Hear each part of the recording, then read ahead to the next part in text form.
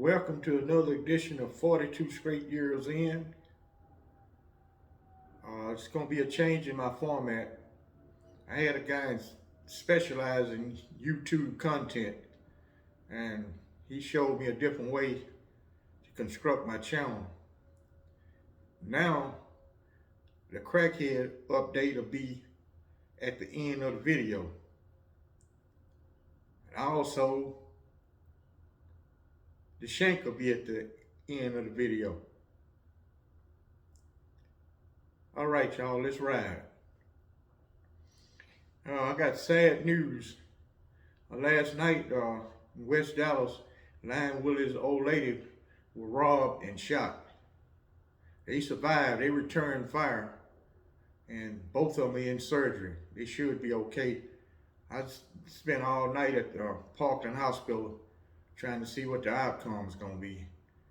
And this video might not be up to par because I'm sleeping tired as hell. I've been up all night.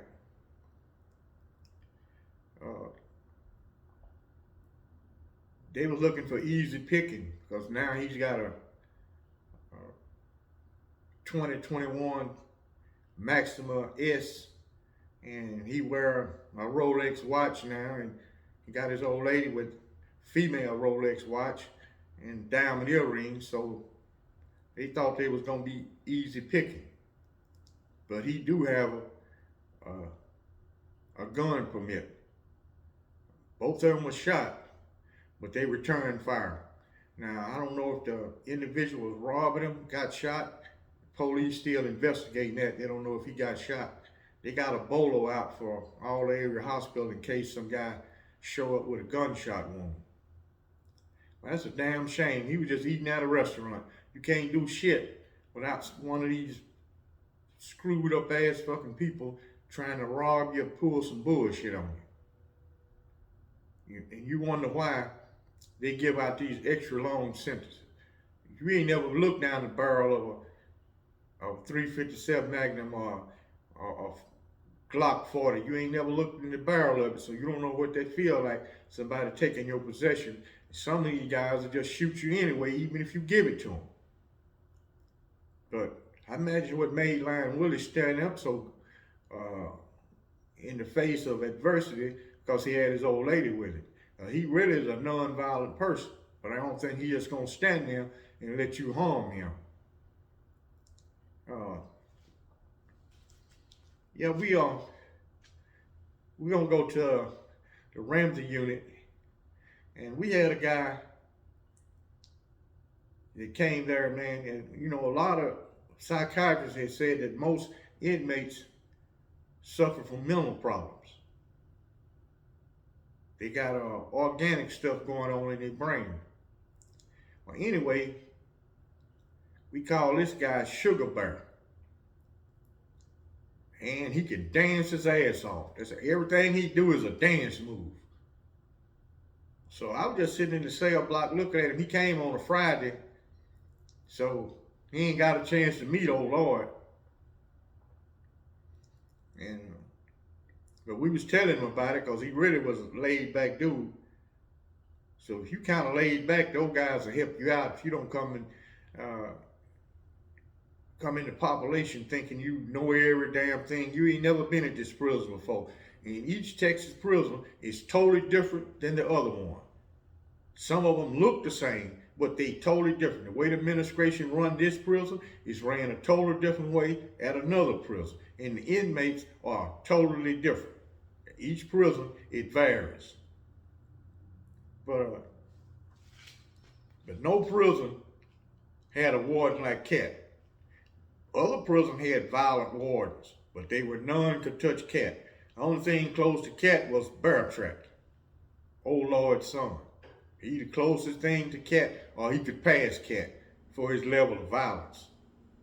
But Cat is a psychiatrist. He uses his brain more. He study you, and he predict a certain outcome.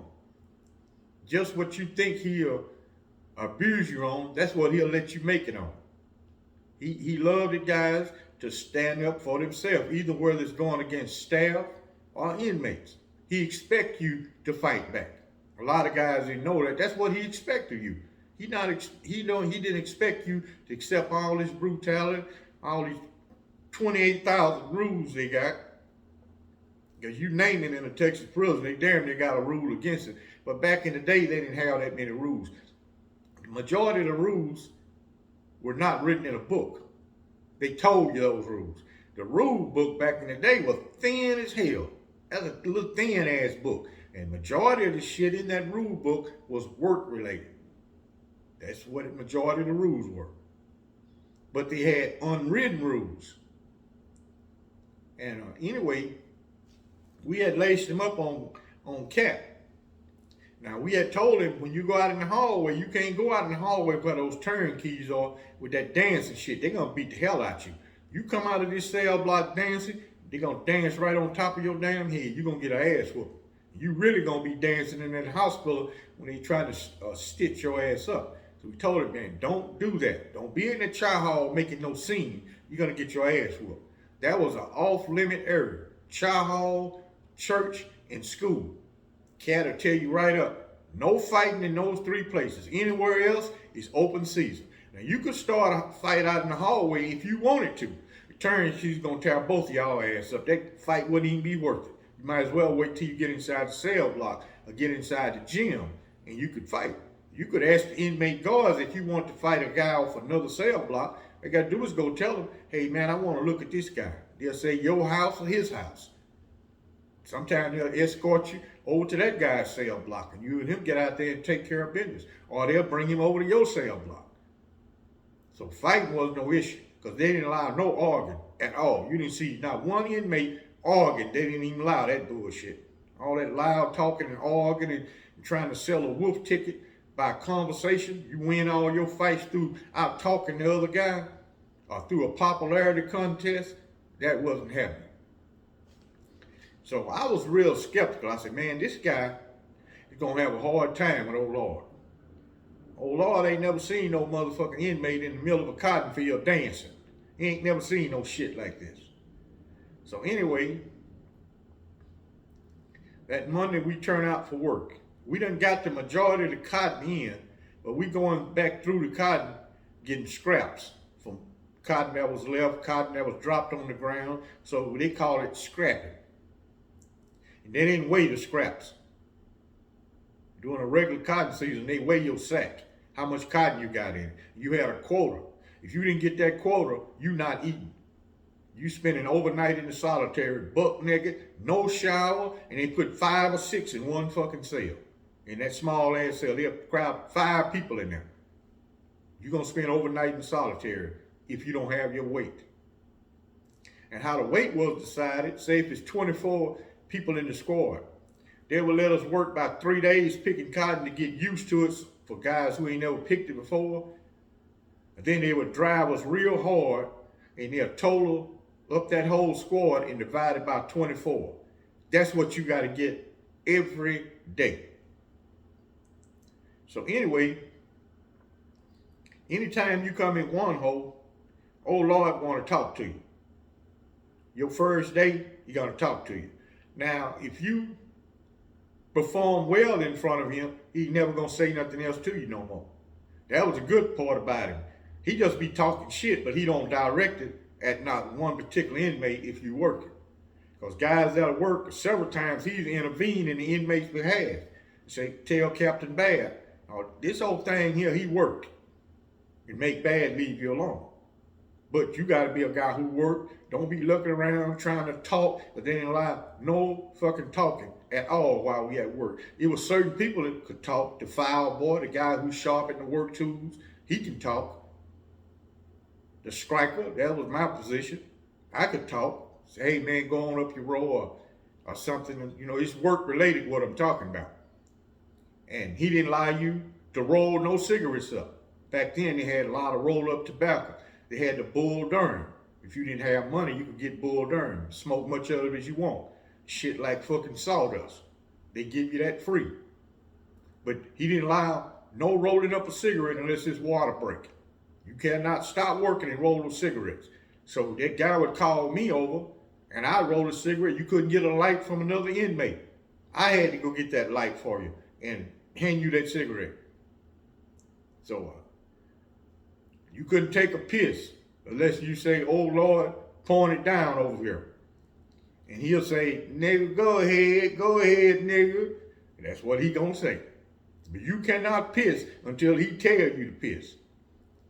So we scrapping cotton, really, that ain't no hard work. It's a lot of fucking walking involved. Them cotton fields in Texas is big as fucking hell.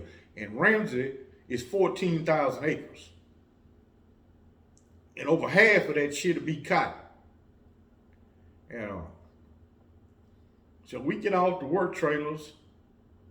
It's kind of humid as hell because we down by Houston, by the Gulf Coast. It stays humid in that area because the Gulf of Mexico is right there. And we get off the trailers. Now going to the trailers, Dancing Bear come out the back gate, dancing. Red Rider looking at him crazy the motherfucker. So we get off the trailers at work. Oh Lord, tell him, say, that happy nigga, come over here, happy nigga. You so happy, you the happiest goddamn nigga I ever seen work out here picking cotton. You's a happy nigga. Come on over here, nigga, and talk to me. So Dancing Bear go over there, he said, "What you so goddamn happy about? Ain't the motherfucking thing happy at the Ramsey plantation. I'm the happiest motherfucker here is me. Cause I go home every goddamn day. You ain't going home. You finna pick some goddamn cotton. That's what you finna pick, nigga. Where you from, nigga?"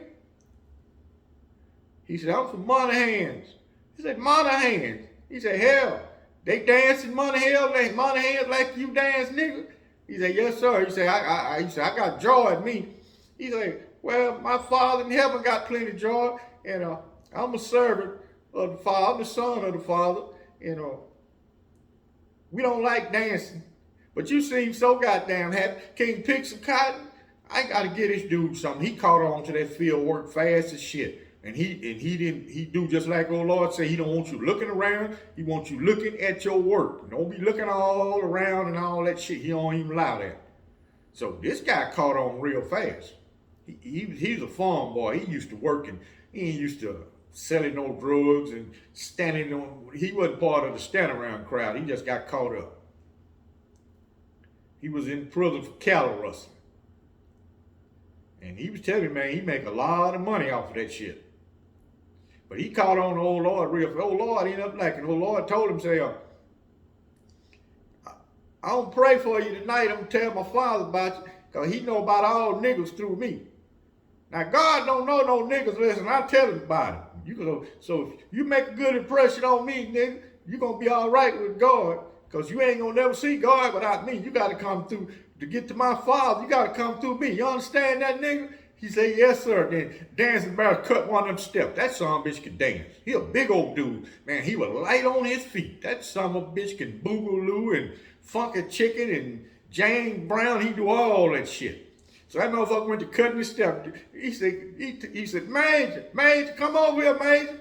This the happiest goddamn nigga at the Ramsey plantation. And look how happy this nigga is. We need all niggas happy, just like this nigga here. My father's looking out for you, nigga, because if you were bullshitting me, nigga, I put this whip on your goddamn black ass. You understand me, nigga? If you don't work, I'm gonna beat the goddamn hell out you. If you can dance that goddamn good, you better be able to pick cotton that good. You ain't even motivated. He said, "You dancing, but is you motivated?" That's what I need, some motivated men. See all them other niggas over there working? They ain't looking around, they working their goddamn ass off. And that's how you gonna work, nigga. Get to work, get to moving. Don't stand here and look at me. Get to moving. You wanna look at me? I know I'm a handsome motherfucker, but get to work. Get to work. Don't look at me.